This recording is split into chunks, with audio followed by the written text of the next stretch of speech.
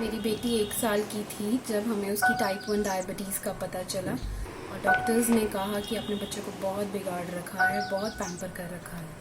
The first sentence which my doctor suggested my mother to take me to a psychiatrist because she said that I have some behavioral problems which need to be treated. ਤੇ doctor ਨੇ ਮੈਨੂੰ ਬਹੁਤ rudely ਬੋਲਿਆ ਸੀ ਕਿ ਤੂੰ ਆਪਣਾ ਧਿਆਨ ਨਹੀਂ ਰੱਖਦੀ। A doctor once told me to hide my diabetes from people. If I have to check my blood glucose or take insulin, I should go into another room. खर्च होगा तेरे पे और तू लड़की है, तेरे से शादी कौन करेगा, क्या हो गया तुझे, बहुत तरह की बातें लोगों ने मुझसे कही। When I was newly diagnosed, my parents were told that they need to get my blood sugar levels in control quickly or else I would die.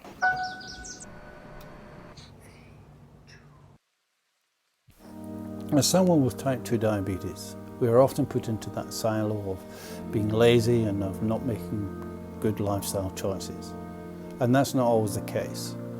There are many reasons for people having type 2 diabetes, and these need to be understood by everyone.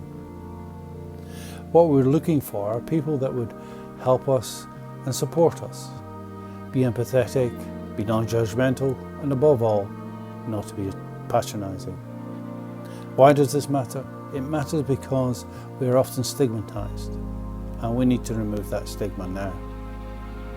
People with diabetes often feel ashamed at having diabetes, and having that shame leads to that feeling of guilt of that it being their fault. And this whole concept of language matters, it's much bigger than a lot of people might think.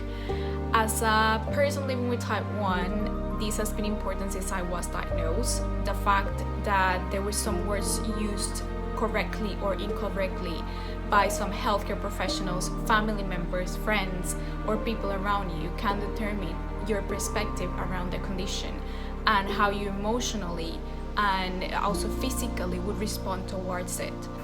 Empathy and the right message can make a world's difference in how a patient approaches their health condition and how much effort he or she wants to put in their management. I would really like for my doctors to give me every option there is in type 1 diabetes care and mutually decide with me which is the best one for me to choose. I think a huge part of nursing is communication and looking after people, making sure that we communicate effectively and properly, both in our written documentation, written language, and also how we, communicate with body language and verbally to people is really important.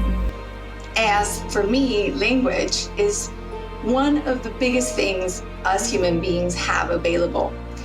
Language allows us not only to communicate, but also to relate to others, to situations, and even to conditions such as type 1 and type 2 diabetes.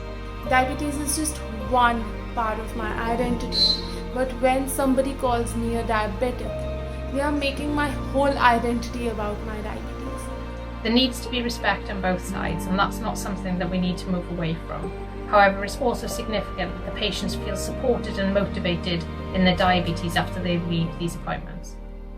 Sometimes things don't go well, and sometimes we only make baby steps in progress. However, every success should be celebrated. Of course understandable that people with a lifelong, incurable and often misunderstood condition be sensitive to the words used to refer to that condition.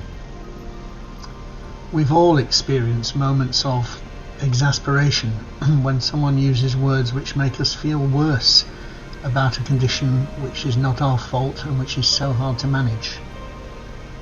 And of course it's even worse if those words come from a healthcare professional. In my opinion, these guides are not meant to be rule books. They are simply meant to offer perspective.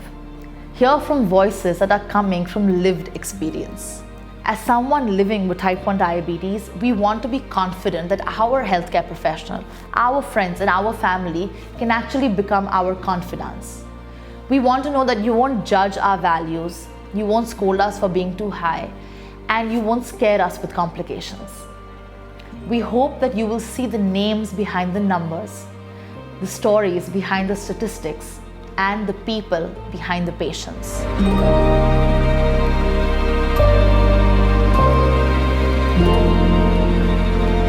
The saying goes, with great power comes great responsibility.